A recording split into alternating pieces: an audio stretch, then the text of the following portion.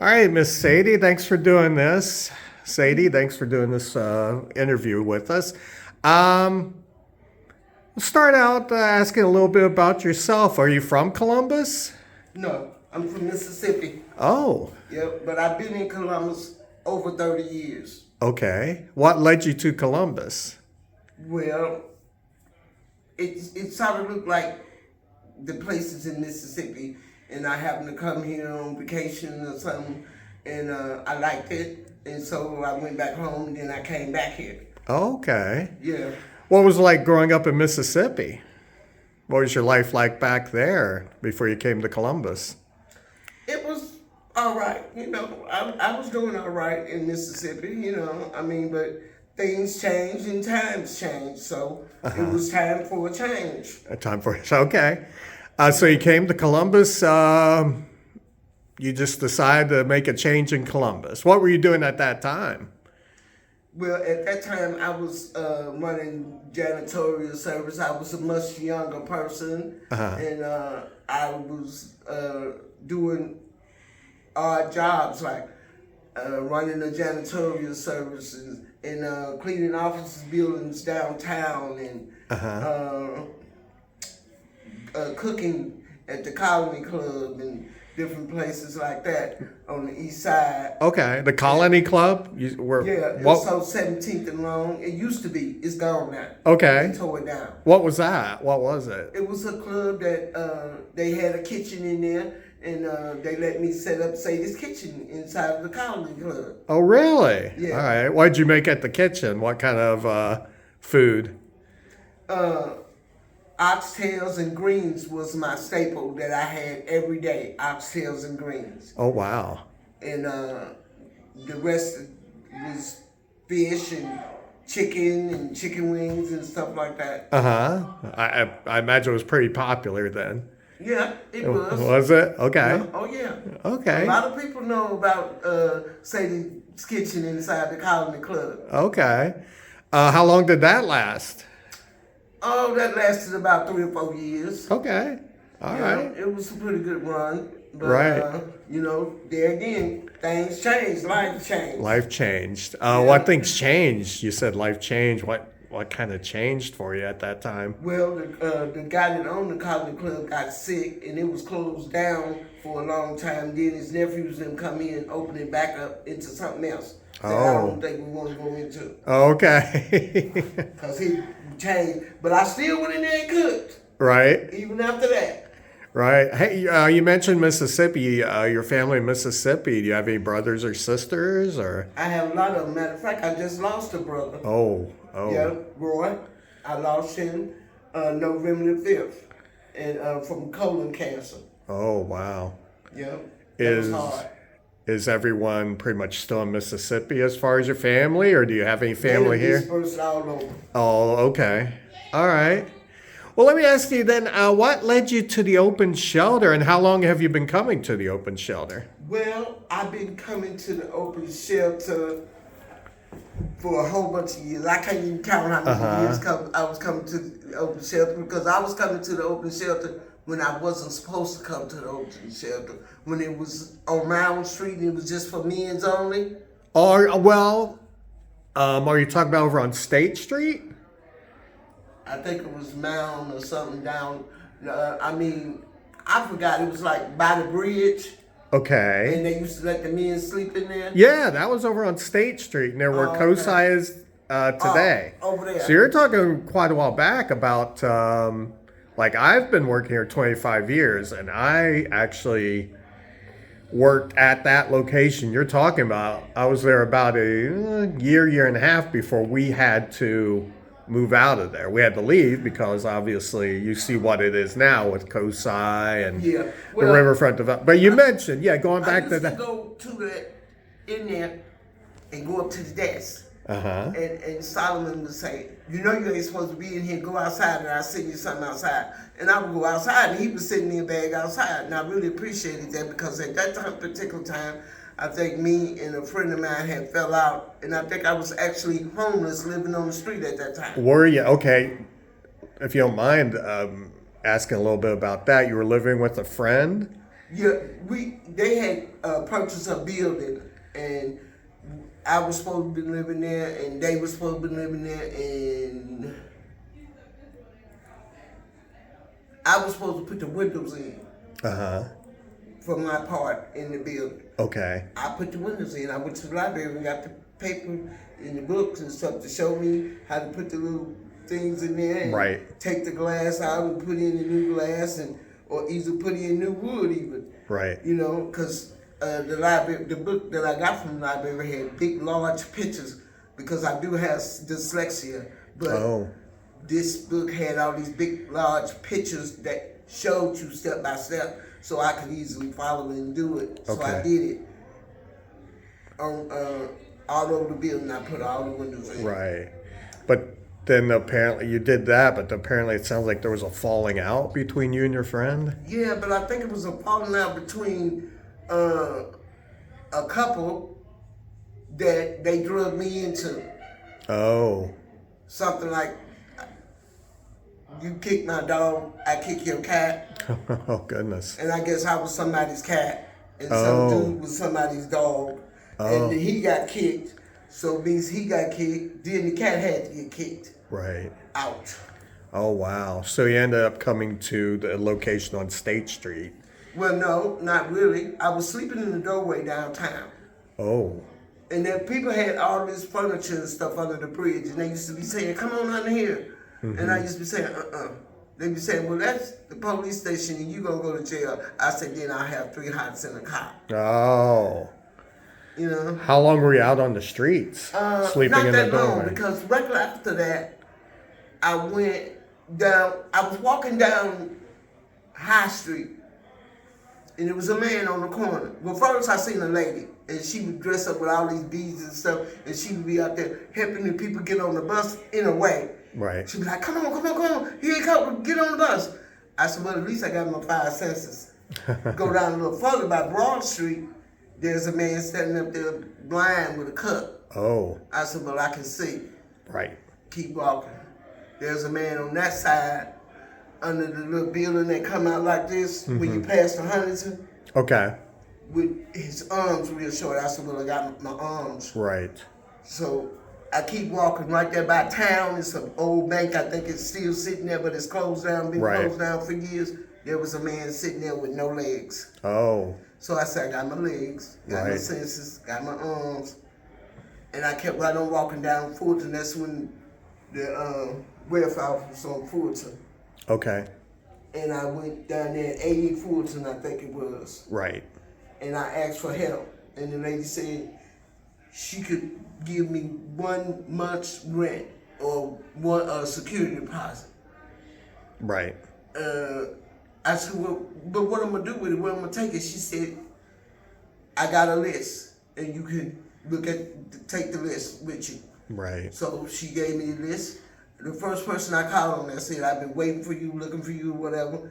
And I said, okay, but you don't even know me. Thought it was a crazy woman. So the next one was on the list was Miss Robinson.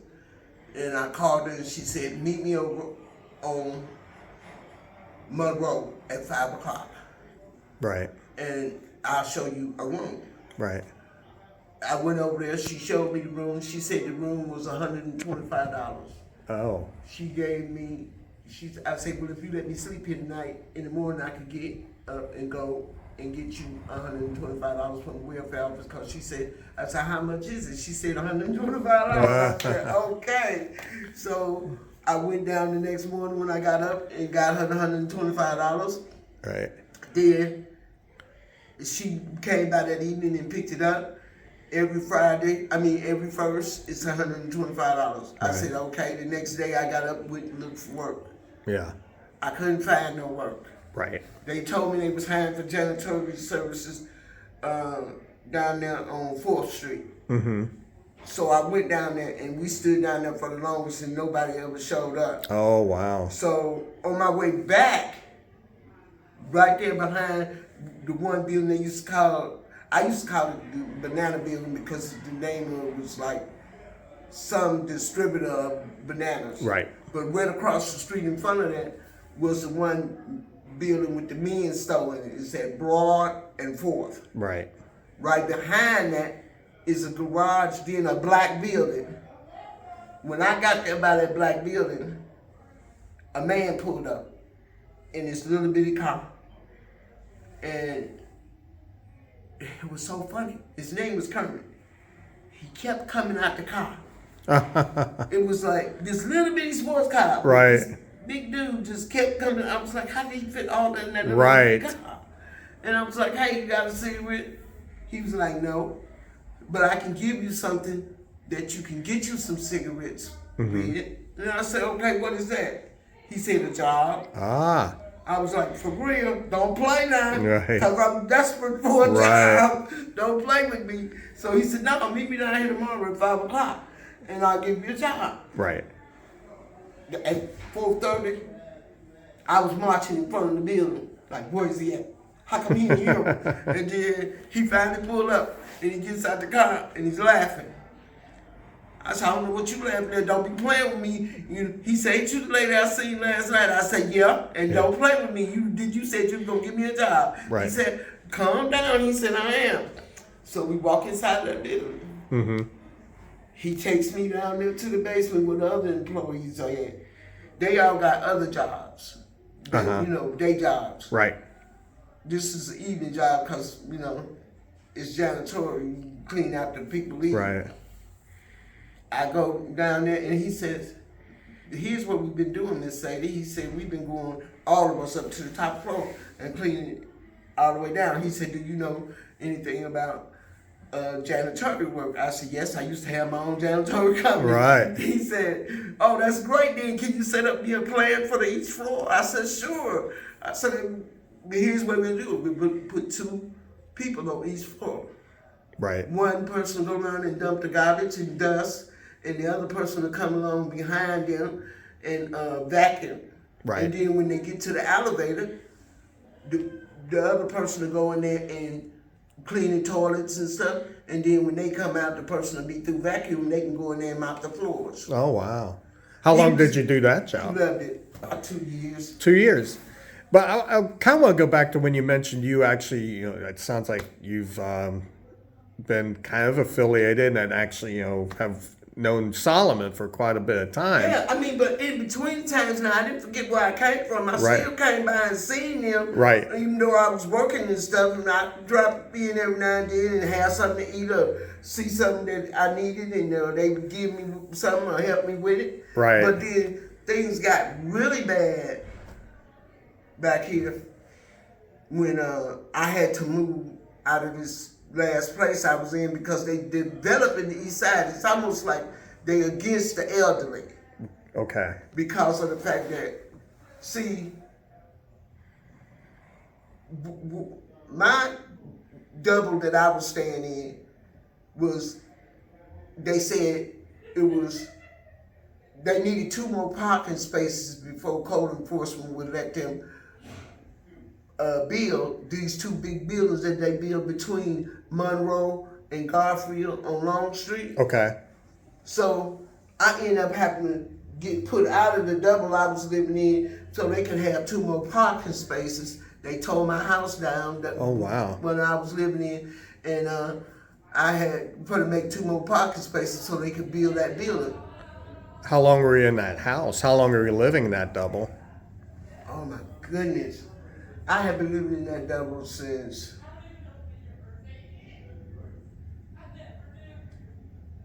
oh man, I can't even think straight. Let me see, I was staying up there. I can't remember, but Okay. I had been staying in there a while. Okay, and how long ago did you have to leave there? About 5 years ago. About 5 years ago, okay. About 5 years I had to leave there, but I had been there, let's say 9 years. Where have you been staying for the past 5 years? The past 5 years I've been staying at 100 North Garfield. 100 North Garfield. Yes, I moved in there Okay. after I didn't have nowhere else to go. Right. See, because my Medicaid and all that different stuff depends on my zip code.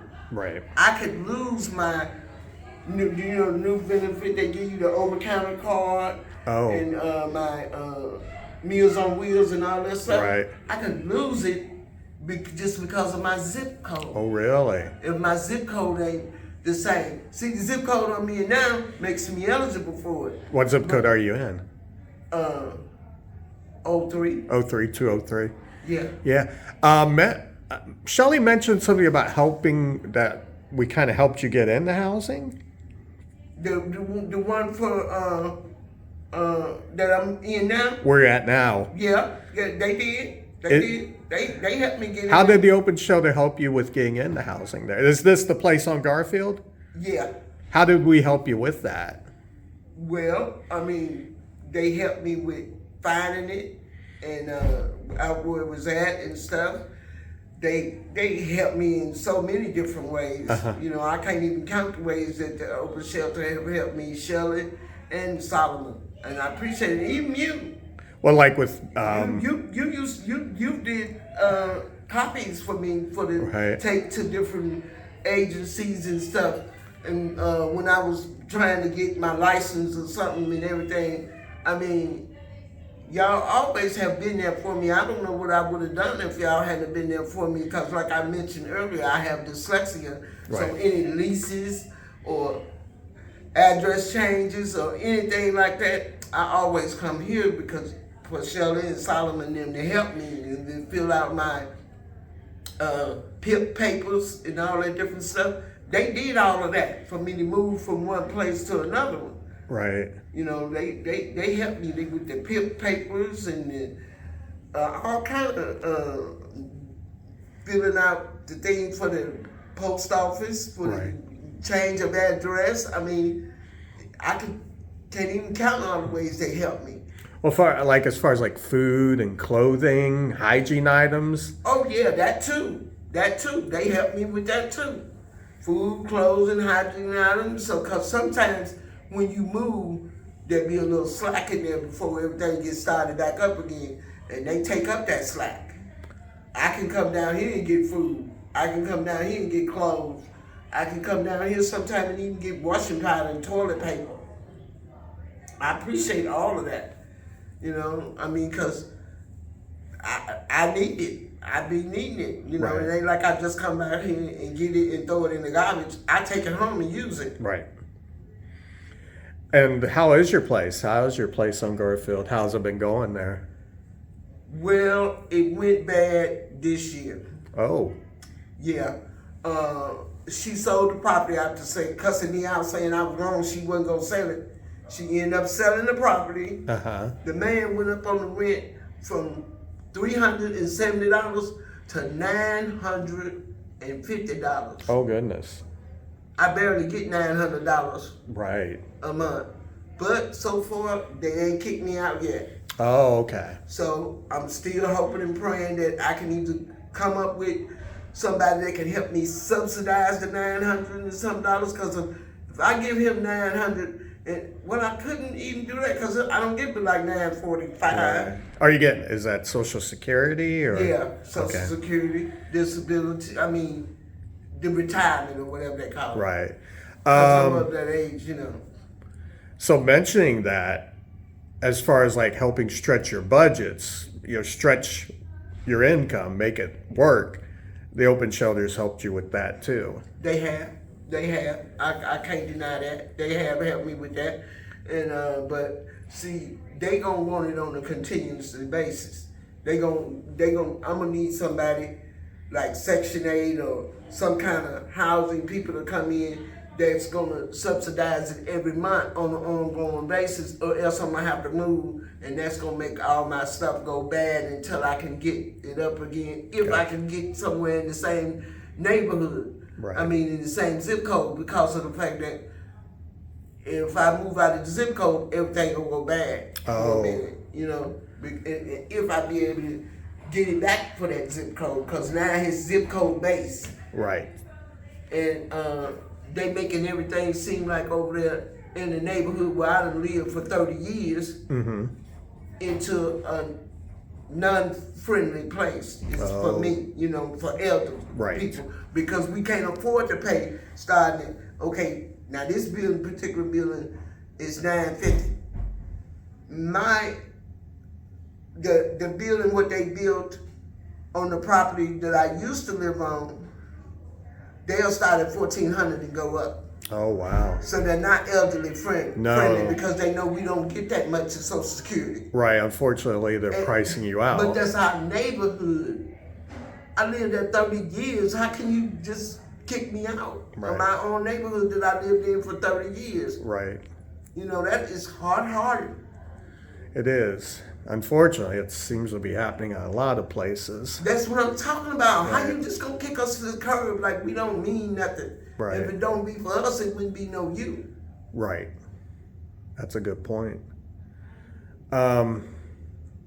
If someone were to ask you though about the open shelter, what would you tell them? If somebody was thinking about, you know, supporting the open shelter or even coming to the open shelter for help, what would you tell them? I would tell them that I would be the first person in line to help the open shelter if I had it, to donate anything to the open shelter.